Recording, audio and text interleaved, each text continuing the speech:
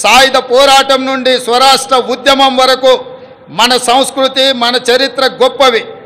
సమ్మక్క సారలమ్మ నుండి జోగులాంబ వరకు, భద్రాద్రి రాముడు నుంచి కొమరం భీముడి వరకు అమరుల త్యాగాలు, హక్కుల ఉద్యమాల వంటి వాటితో తెలంగాణ గొప్ప చారిత్రక వారసత్వాన్ని కలిగి ఉంది. ఈ సంస్కృతిని చరిత్రకు పునరుజ్జీవనం జరగాలి. తెలంగాణ వచ్చి 10 ఏళ్ళైనా ఇప్పటికి మన రాష్ట్ర గీతము లేదు.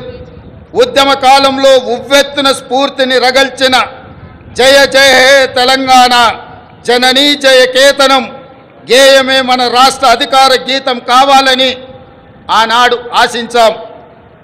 సహజ కవి అందశ్రీ రచించిన ఈ గేయం మన రాష్ట్ర గేయంగా ఉంటుందని విశ్వసించాం.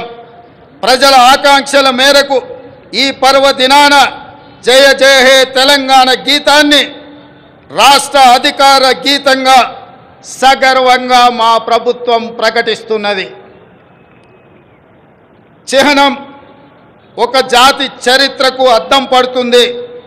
జాతి చరిత్ర మొత్తం నిక్షిప్తమై ఉండేది చిహ్నంలో మాత్రమే. తెలంగాణ అంటే ధిక్కారం, తెలంగాణ అంటే పోరాటం. రాష్ట్ర అధికారిక చిహ్నంలో అది ప్రతిబింబించాలి. ఆ దశగా ప్రజాప్రభుత్వం నూతన చిహ్నాన్ని రూపొందించే పనిలో ఉంది. వివిధ వర్గాల నుంచి వచ్చిన సూచనలు, సలహాలు పరిగణలోకి తీసుకొని రాష్ట్ర నూతన చిహ్నాన్ని రూపొందించే పనిలో ఉన్నాం.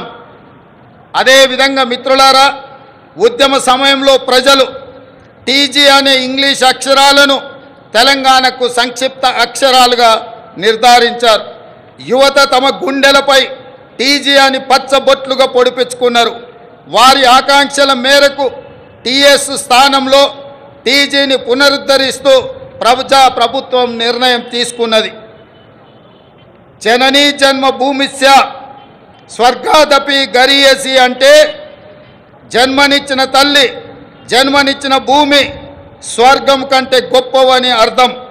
తెలంగాణ తల్లి 4 కోట్ల ప్రజల యొక్క ఆకాంక్ష ప్రతిరూపంగా ఉండాలి. ఆ తల్లిని చూస్తే మన కన్న తల్లి యాదిలోకి రావాలి. సగటు తెలంగాణ గ్రామీణ మహిళా రూపమే తెలంగాణ తల్లి ప్రతిరూపంగా ఉండాలి. తెలంగాణ తల్లి కష్టజీవి, కరుణామూర్తి. ఈ రూపురేఖలతో తెలంగాణ తల్లి రూపానికి పునరుజ్జీవనం జరగాలి. త్వరలో ప్రజల ఆకాంక్షలను ప్రతిబింబించేలా తెలంగాణ తల్లి రూపుదిద్దుకుంటుంది. త్వరలోనే తెలంగాణ రాష్ట్రానికి తెలంగాణ తల్లి యొక్క ప్రతిరూపాన్ని మేము అందించబోతున్నాం. ఈ నిర్ణయాలు ఎవరికి వ్యతిరేకం కాదు, ఒక జాతి ఆకాంక్షలకు ప్రతిరూపం మాత్రమే. అదేవిధంగా మిత్రులారా, తెలంగాణ రాష్ట్ర ఆర్థిక పునరుజ్జీవనం మేము అధికారం చేపట్టే నాటికి రాష్ట్ర ఆర్థిక వ్యవస్థ పూర్తిగా విధ్వంసమైంది. 7 లక్షల కోట్ల రూపాయల అప్పుల ఊబిలో తెలంగాణ కూరుకుపోయింది. శాసనసభలో శ్వేతపత్రము పెట్టి వాస్తవాలు ప్రజల ముందు ఉంచాం.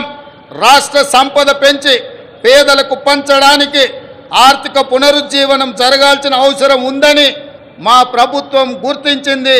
మా ప్రభుత్వం ఆ దిశగా ప్రయత్నం